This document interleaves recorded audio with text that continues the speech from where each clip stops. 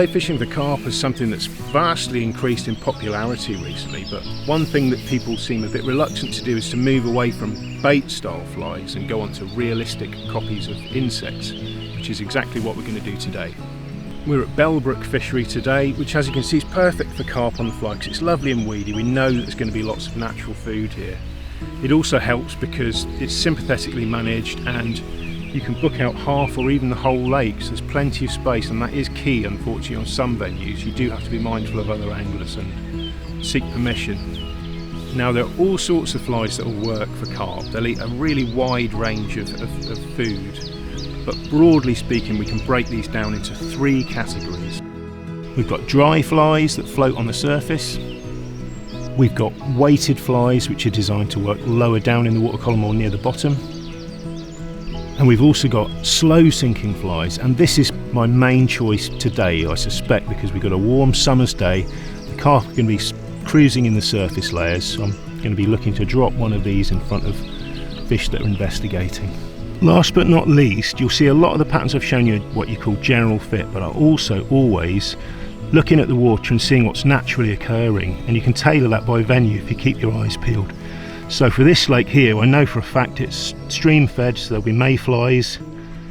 There are also lots and lots of damselflies out at the moment and damsels hatching, so we've got a damsel nymph there, and you can even go for things like caterpillars and beetles. Very much a case of study the water and use what the carp are finding naturally. As for our actual fly rod and reel setup, that depends largely on the size of the fish to expect. So if I was expecting smaller stuff, say 2 to 6 pounds, I'd go as low as a 5 weight, but today I'm expecting fish to low doubles and possibly bigger, so I'm going with a fairly robust 7 weight outfit with a floating line. As for our leader choice, that again depends on the size of the fish, but I really like fine fluorocarbons for this style of fishing slow sinking flies. And the reason is the modern fluorocarbons, you get a really high breaking strain for a very low diameter, so you get nice presentation but enough grunt hopefully to land a better carp. Now, as we start the session, it's very much a bit of a game of hide and seek. So I'll start off really just by roving the lake and seeing where the fish might be, and quite often they'll follow any breeze, so quite often it's a corner of the lake where you'll find the fish concentrated, but I've just seen a couple out here, so I'm going to have a cast or 2.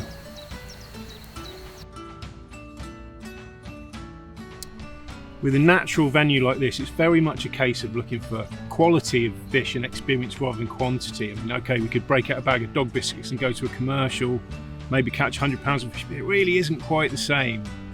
But the other moral of this story is that you can use natural flies on any lake. Even a man-made lake that sees a lot of angling pressure will still see common fly varieties. You know, you'll get your bloodworms, you'll get sedge flies. So, you know, just because your local might be a bit less wild than this, don't rule out fly fishing with natural patterns. It really is worth a go, and it's a fascinating sport.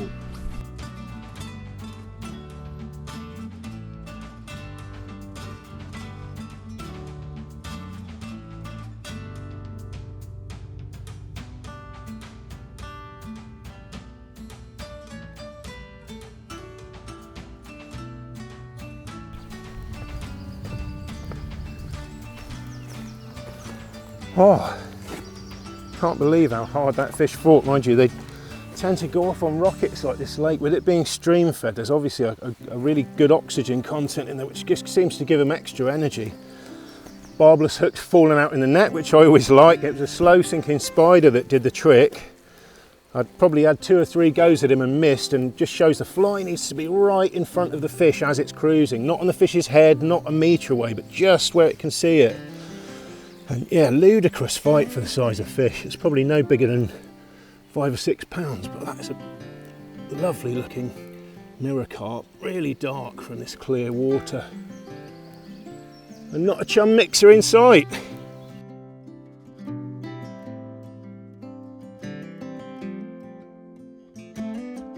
So the real key with this carp fishing with natural flies is to be stealthy and accurate. I cannot stress that enough.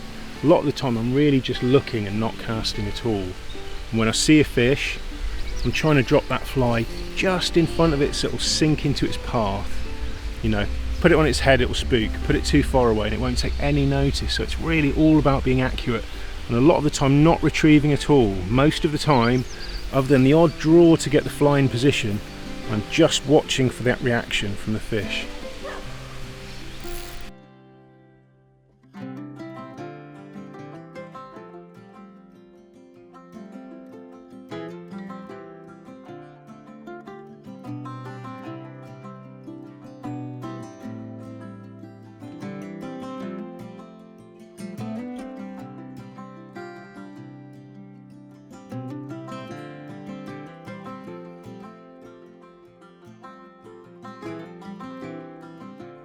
We haven't had another take in a while, but what I've noticed is the fish coming into really shallow warm water now. You can probably catch that. Absolutely swarming with damsels and live.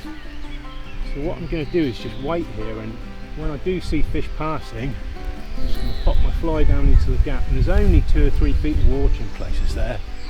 Just do very little really, just try and make my fly look like something that's just come out of the weed.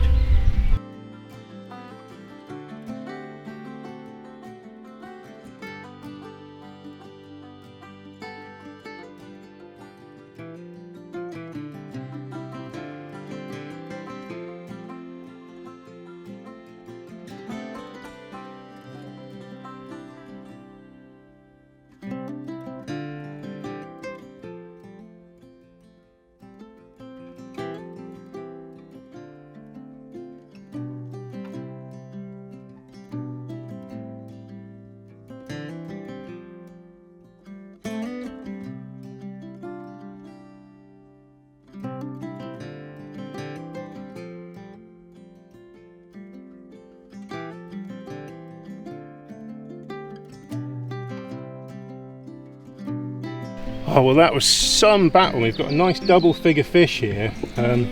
What I'm going to do right away, because it's a hot day, is just retain it for a second while we get our setup right in the shade, just to have a closer look at it. And yeah, nice shady spot over there. We don't want to stress the fish out. Oh, that's absolutely fabulous carp. Thick across the back. Took some stopping on that fly rod, but you can see really why we're using a good solid 7-weight outfit here and 10-pound leader, because you won't get that in on trout gear.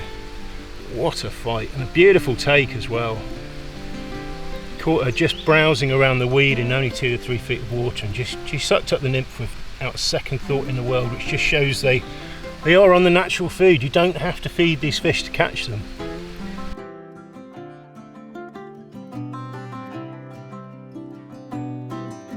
So we're just about to sign off here at Bellbrook Fishery. It's been a challenging but an enjoyable session, and thanks for watching, and I hope you've enjoyed what you've seen, whether you're a carp angler who normally fishes conventional tactics or a fly angler who normally fishes for trout. It's just something completely different, but it's a fascinating way of fishing that, to my eyes, deserves a lot wider recognition. So give it a go next time and leave those baits at home and see what you can do.